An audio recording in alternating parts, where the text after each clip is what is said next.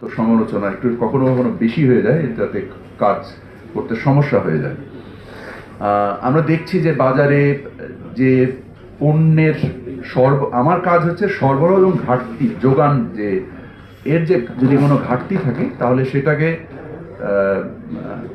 মানে দেশের বাইরে থেকে হোক বা অন্য কোনো মাধ্যমে হোক এটাকে দিয়ে বাজার স্থিতিশীল করার।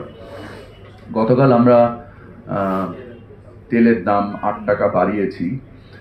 এটা আমরা বাস্তবতা থেকে মেনে নিয়ে বাড়িয়েছি, কারণ এই যদি আমরা যদি এটা না বাড়াতাম তাহলে সরবরাহে এবং একটা বড় ঘাটতি তৈরি হতো।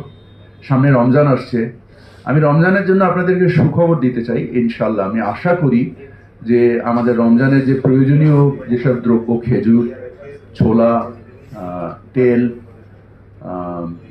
বা অন্য যত পণ্য লাগে, আমি আশা করি যে ইনশাল্লাহ আল্লাহ রহমতে আপনারা দোয়া করবেন যেন বাজার স্থিতিশীল থেকে যেন নিম্নগামী থাকে।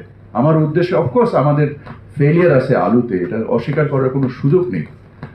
আমি আশা করি এই বছরের শিক্ষা থেকে, কারণ আমরা আগামী বছর জন্য আলুতে আরো ভালো কাজ করতে পারি, এই ধরনের কোনো সংকট তৈরি না হয়, সেটার ব্যাপারে আমি যথেষ্ট সজাগ থাকবো। এই প্রতিশ্রুতি আমি আপনাদেরকে দিচ্ছি এবং আমি এখন থেকেই পদ্ধতিগুলো গ্রহণ করার চেষ্টা করছি, যার ফলে আগামী বছরের জন্য আল্লাহর রহমতে আমাদের এখানে কোনো ঘাটতি না হয়।